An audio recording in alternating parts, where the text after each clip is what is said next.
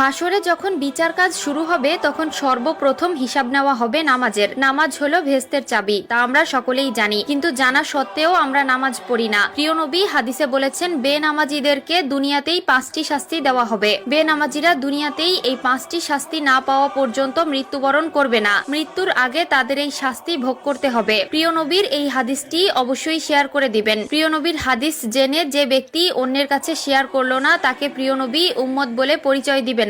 আমরা জানবো এবং অন্যকে জানাবো। এবং আপনি যদি প্রিয় নবীর উম্মত হয়ে থাকেন তাহলে অবশ্যই আলহামদুলিল্লাহ কমেন্ট করবেন। তো চলুন বেশি কথা না বলে শুরু করি আজকের ভিডিও। আজকে আমরা জানবো বেনামাজি ব্যক্তিদের দুনিয়াতে কোন 5টি শাস্তি দেওয়া হবে। বেনামাজি ব্যক্তির সর্বপ্রথম যে শাস্তি হলো সেটি হলো তার কোনো দোয়া কবুল হবে না। সে আল্লাহর কাছে যতই দোয়া করুক না কেন তার কোনো দোয়া আল্লাহর দরবারে কবুল হবে না। 2 নম্বরে যে শাস্তির কথা বলা হয়েছে তা হলো তার নেক কাজের কোনো বদলা দেওয়া হবে না। প্রিয় দর্শক, ধরুন আপনি কিছু পাওয়ার জন্য নেক আমল করলেন, কিন্তু আফসোসের বিষয় আপনি যদি বেনামাজি হয়ে থাকেন আপনার নেক কাজের কোনো ফল আপনি পাবেন না। 3 নম্বরে যে শাস্তির কথা বলা হয়েছে তা হলো চেহারা থেকে নেককারদের নূর উঠে যাবে। প্রিয় দর্শক, জন্মগতভাবেই আল্লাহ তাআলা কালো, সুন্দর, অসুন্দর সকলের চেহারায় একটি মায়াবী নূর দিয়েছেন, কিন্তু নামাজ না পড়ার কারণে তাদের চেহারা থেকে সেই নূর উঠে যায় এবং দেখতে দেখতে একসময় চেহারার অবস্থা ভয়ঙ্কর হয়ে যায়। যার চেহারা থেকে আল্লাহর নূর উঠিয়ে নেয় তার প্রতি মানুষের কোনো মায়া মহব্বত থাকে না। 4 নম্বরে যে শাস্তির কথা বলা হয়েছে তা হলো তার জীবনের বরকত উঠে যাবে।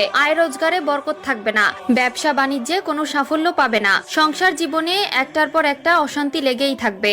যতই ইনকাম করে ততই মনে হয় যেন কোনো সফলতা পায় না। এর মাধ্যমে বোঝা যায় আল্লাহ তাআলা তার জীবন থেকে নেক বরকত ছিনিয়ে নিয়েছে। 5 নম্বরে যে শাস্তি দেওয়া হবে তা হলো কোনো নেককার বান্দাদের দোয়ার মধ্যে তার কোনো হক থাকবে না। যে ব্যক্তি বেনামাজি তার জন্য যদি কেউ দোয়া করে সেই দোয়ার ফল সে পাবে না। এমনকি ওই বেনামাজি নিজের জীবনের দুর্দশা দূর করার জন্য যদি কোনো আলেমকে এনে দোয়া করায় সেই দোয়া আল্লাহর দরবারে কবুল হবে না, কারণ বেনামাজির জন্য নেককার ব্যক্তিদের দোয়া কবুল হয় না। নামাজ হলো সকল জীবনযাত্রার মূল চাবিকাঠি।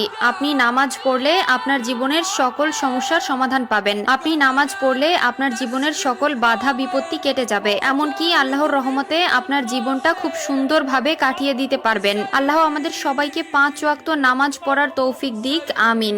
হাসরে সর্বপ্রথম হিসাব নেওয়া হবে নামাজের। আল্লাহ তাআলা মুসলিমদের উপর নামাজ ফরজ করেছেন। কাফের, মুশরিক ও মুসলিমদের মধ্যে পার্থক্য হলো নামাজ। প্রিয় দর্শক, আজকে আলোচনা করব নামাজ নিয়ে। যারা নামাজ পড়েন কিন্তু নামাজে মনোযোগ হারিয়ে যায়, দুনিয়াবি চিন্তা আসে, তারা কিভাবে নামাজে মনোযোগী হবেন সেই নিয়ে আজকের ভিডিও। প্রাণ ছাড়া দেহের যেমন কোনো মূল্য নেই, তেমনি মনোযোগ ছাড়া নামাজের কোনো মূল্য নেই। নামাজের মাধ্যমে আল্লাহর সাথে মুসলিমরা সরাসরি কথা বলে। অবশ্যই ভিডিওটি সম্পূর্ণ দেখবেন এবং শেয়ার করে দিবেন যেন আপনার সকল মুসলিম ভাই ও বোনেরা তাদের নামাজকে সহিশুদ্ধ করতে পারে।